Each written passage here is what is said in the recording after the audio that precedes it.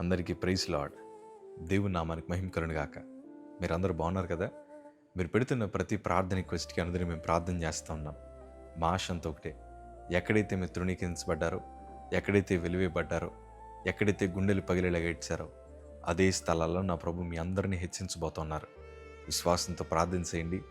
ఘనమైన విజయాలు ఖచ్చితంగా నా ప్రభు మీ అందరికీ దయచేస్తారు. God bless you all. ఈరోజు చాలామంది బిడ్డలు మాకు ఫోన్ చేస్తూ మాట అంటున్నారు, అన్నా మా ఇంట్లో వాళ్ళు మమ్మల్ని చాలా గాయపరుస్తున్నారు.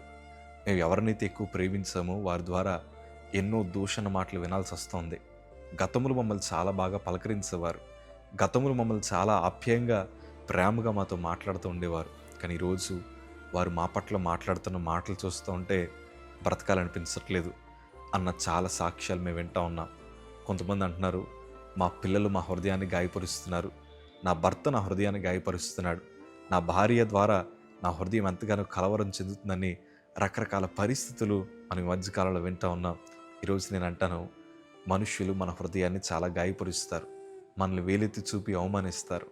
కానీ మీరు దిగులు పడకండి. ఆ గాయములన్నిటిని కూడా మాన్పగలిగిన దేవుడు ఎవరన్నా ఉన్నారంటే మనం ఆరాధిస్తున్న నజరేయుడైన యేసు ప్రభుల వారు మాత్రమే. మనుషులు గాయం చేసి వెళ్ళిపోతారు, కానీ మన ప్రభు మనసు అలాంటిది కాదు.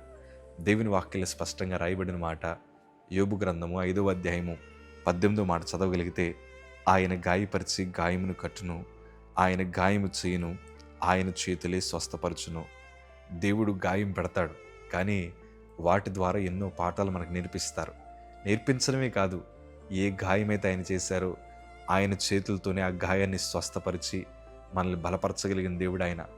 ఈరోజు మేము అలా సంతోషంగా ఉండగల కారణం ఏంటి తెలుసా? ప్రభు మమ్మల్ని కొట్టారండి. మేము ఎన్నో బాధల మధ్యన, శ్రమల మధ్యన నడిపించబడ్డాం. కానీ ఆ గాయపరిచిన దేవాది దేవుడు ఈరోజు మమ్మల్ని స్థిరపరిచి మళ్ళా నూతన జీవితాన్ని దేవుడు మాకు ప్రసాదించారు. ఈ పరిస్థితుల మధ్యన మేము ప్రయాణం చేస్తున్నప్పుడు మనుషుల మనస్తత్వాలేంటో, వారు ఏ రోజు ఎట్లా మాట్లాడతారో, ఏ రోజు ఎలా మారిపోతారో సమస్తము దేవుడు మాకు బోధించడమే కాదు, ఇదిగోనయ్యా ఇంతకాలం మీ చుట్టూ ఉండే మనుషులు ఎలాంటి వారిని ప్రభు మాకు చూపించి మా బ్రతుకులు సరైన మార్గంలో నడవడానికి దేవుడు కృప చూపించారు. ఈరోజు నీకు ఎదురవుతున్న ప్రతి పరిస్థితి నీ మంచి కోసమే. దేవుడు నిన్ను గాయపరుస్తున్నాడా? దాని వెనకాల ఒక బలమైన కారణం ఉంది. కొన్ని కష్టాల మధ్యన మీరు ప్రయాణం చేస్తున్నారా? దాని వెనకాల ఒక ఆశీర్వాదం దాగుంది. ఈరోజు ఏంటయ్యా మా కుటుంబం ఎట్లాగుంది అని మీరు అనుకుంటున్నారా? రేపు మీ కుటుంబం అంతా మారబోతూ ఉంది. నూతన కార్యాలు ఖచ్చితంగా మీ కుటుంబంలో జరగబోతూ ఉన్నాయి. మీరు ధైర్యంగా ఉండండి, ఎందుకంటే అన్నిటినీ మాన్పగలిగిన దేవుడు ఆయన, అన్నిటినీ సరిచేయగలిగిన దేవుడు ఆయన, ఆ గాయమును పోడ్చగలిగిన దేవుడు ఆయన.